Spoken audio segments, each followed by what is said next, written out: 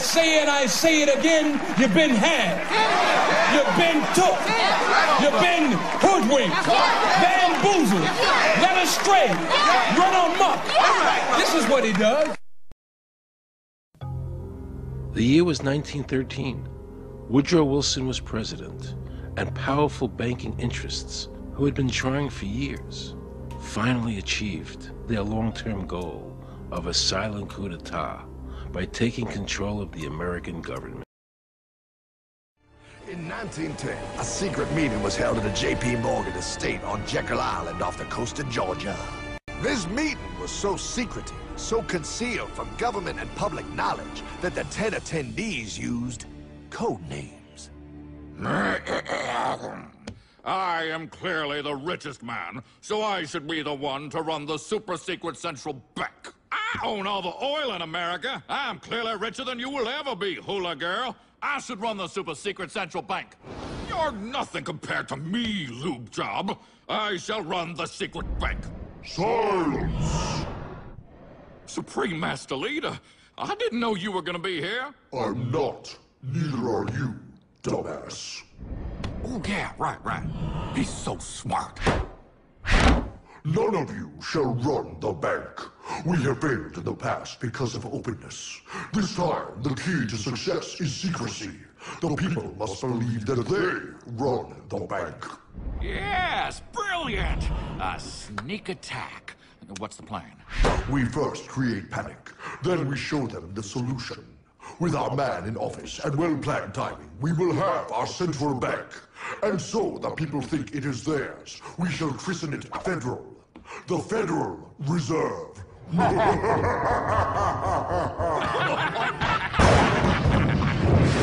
They struck on December 23rd, 1913.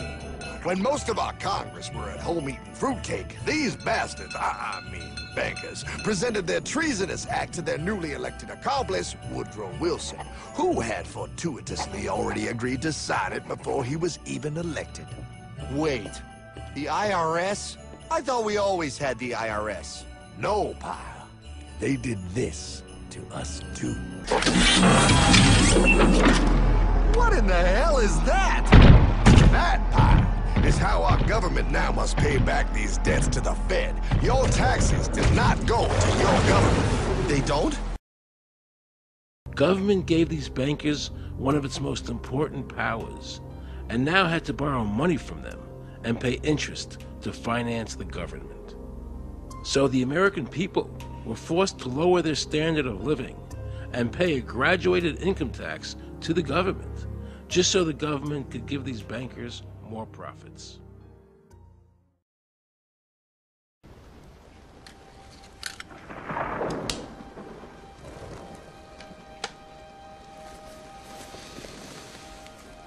This is your last chance. After this, there is no turning back.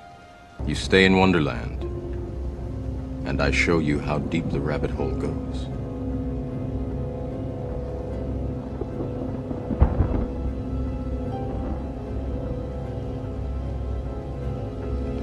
Remember, all I'm offering is the truth, nothing more.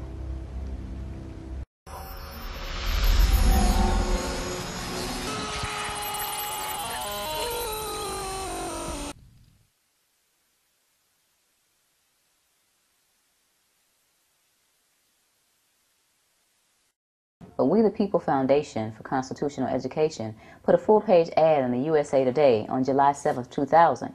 And within the body of that ad was a $50,000 challenge for anyone that could show the law.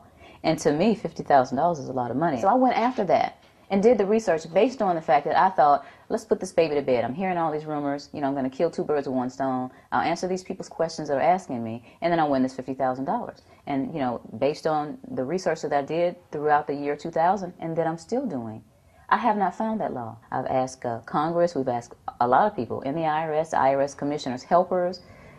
They can't answer, because if they answer, the American people are going to know that this whole thing is a fraud. So I really wanted the IRS's point of view, because to get the true story, it was imperative I hear both sides. So I called Sheldon Cohen, because he used to be the IRS commissioner, he wrote the tax code, and he was also general counsel to the IRS. He is a true expert, and I couldn't find a better person to answer my questions. He graciously agreed to my interview.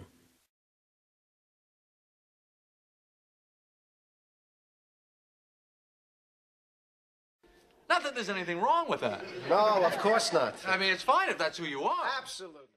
The reason I'm doing this documentary is because there are many people in America today who believe that there's no law that requires them to pay an income tax or file a 1040. And there are many people going to jail for it, fighting over it. The Internal Revenue Code is authorized by the 16th Amendment. I think it should be clarified. I think government should be transparent to the people. Why doesn't the IRS commissioner sit down with them and just explain it in clear English? Why? I don't think they really care. They don't think. I think they're just playing word games.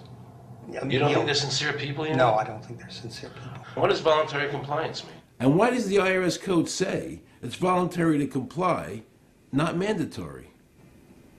That's a word euphemism we use. We use voluntary compliance when we talk about traffic signals. Most people, at 2 o'clock in the morning, do you stop at a red light? Yeah. Is there a cop there? Sometimes I don't. Well, I do, and most of us do. Most of us do. Right. But that's voluntary compliance. That was a complete perversion of logic. Traffic laws state that it is mandatory to stop at a red light. The IRS code says it's voluntary to comply. Mandatory and voluntary are the complete opposite of each other. Yet he wants us to believe that they mean the same thing. So can the government criminally prosecute somebody of information put on their 1040? Yes. Right, so doesn't that violate the Fifth Amendment? No. But the Fifth Amendment says I don't have to do anything that incriminates myself. Well, it doesn't incriminate you to put your income down. But you said before I could be put in jail for it. The commissioner wants us to believe that although the IRS demands that you fill out the 1040 and you can go to jail for it, that they are not violating your Fifth Amendment rights of self-incrimination. That is absurd. Isn't it true that the word income is not defined anywhere in the Internal Revenue Code?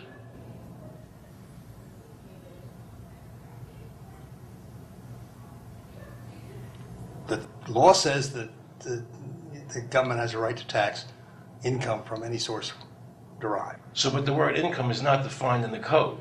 It just says income without a definition That's right. of what income is. That's right.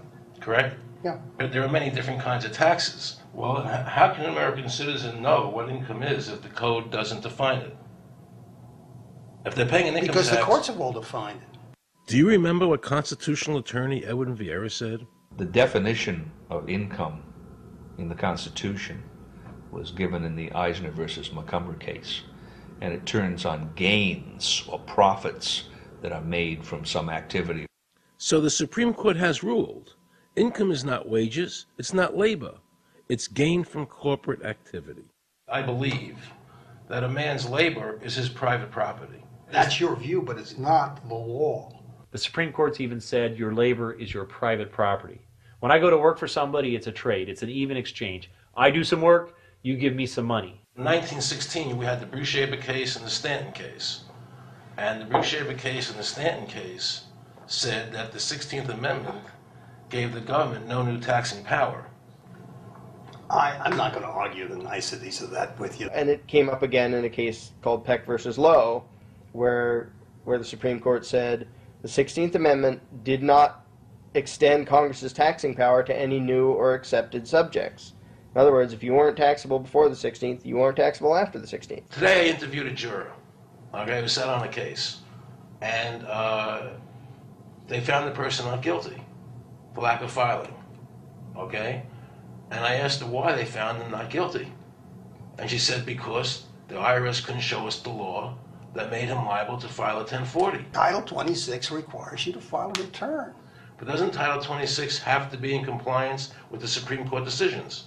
You're going to take a 1920 case and superimpose it on the whole Internal Revenue Code that was written after it? No, that's not. I can't believe what I just heard. Rewind. You're going to take a 1920 case and superimpose it on the whole Internal Revenue Code that was written after it? No, that's not.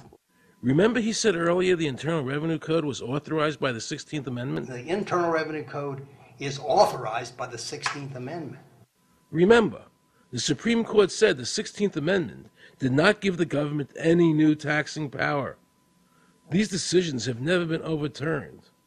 Let's listen further. Can the lower courts overrule the Supreme Court? No. How are they putting people in jail today for not paying a tax on their labor when the Supreme Court said they don't have to? Doesn't the IRS code have to be in compliance with the Supreme Court? That's my big question. This is a waste of time. Well, because whatever I say, you're not going to believe. He's right. I don't believe him. And neither should you. He wants us to believe we should obey the IRS code, which is being enforced in violation of the many Supreme Court decisions. If the Supreme Court made a decision... Thank you, Aaron. I think we're finished. I'm sorry, Mr. Cohen, you're doing that. Well, I'm sorry that you constantly re-argue the point. You're liable because the law says that you're liable, and the courts say the law says you're liable, and that's why you're liable. You see, he's talking about the lower courts, who are not in compliance with the Supreme Court, as they have to be. Doesn't the court have to be in compliance with the Supreme Court? The Supreme Court has so held. Where? You caught me unprepared. I'll come back. Well, I don't want to do that. But let me ask you a hypothetical question. No. You're making silly arguments here. Why is the Supreme Court decision a silly argument? Well, because it's inapplicable. That made my heart stop. He just said Supreme Court decisions do not apply to the IRS. That's the behavior you would expect from a totalitarian country, maybe China or Russia or Cuba. Not from America. They're just making up the law as they go along. Now I knew the tax honesty movement was right. The IRS thrives on intimidation and fear, not by law. It's no different than a criminal protection racket, using force to extract your money from you. Then the former IRS commissioner, now working at a prestigious Washington law firm, threatens me. Watch. Aaron, you understand Yiddish. Cornish helfen. For those of you who don't understand Yiddish, that means nothing will help you. All they need to do, if there is a law, is to show us the law, which, of course, they never did. And the reason they didn't do it was why? Because there is no law. They can't answer, because if they answer, the American people are going to know that this whole thing is a fraud. It's the greatest theft in human history. Those sons of bitches! Sons of bitches all. I imagine that right now you're feeling a bit like Alice. Tumbling down the rabbit hole? I can see it in your eyes. You have the look of a man who accepts what he sees because he is expecting to wake up. Ironically, this is not far from the truth. Let me tell you why you're here. You're here because you know something.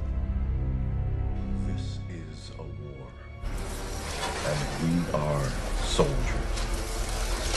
Death can come for us at any time, in any place. Now consider the alternative. What if I am right? What if the prophecy is true? Isn't that worth fighting for? Isn't that worth dying for?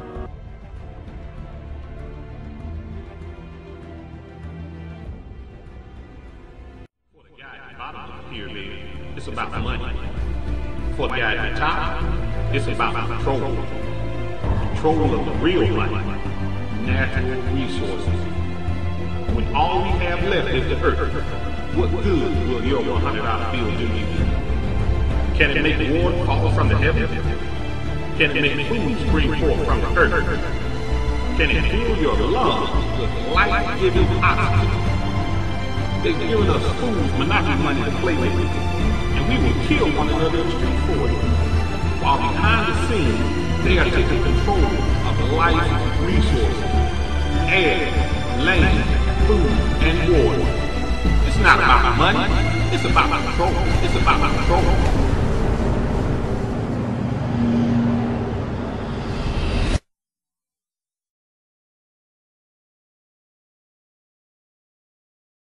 So I strongly suggest that you wake the f*** up.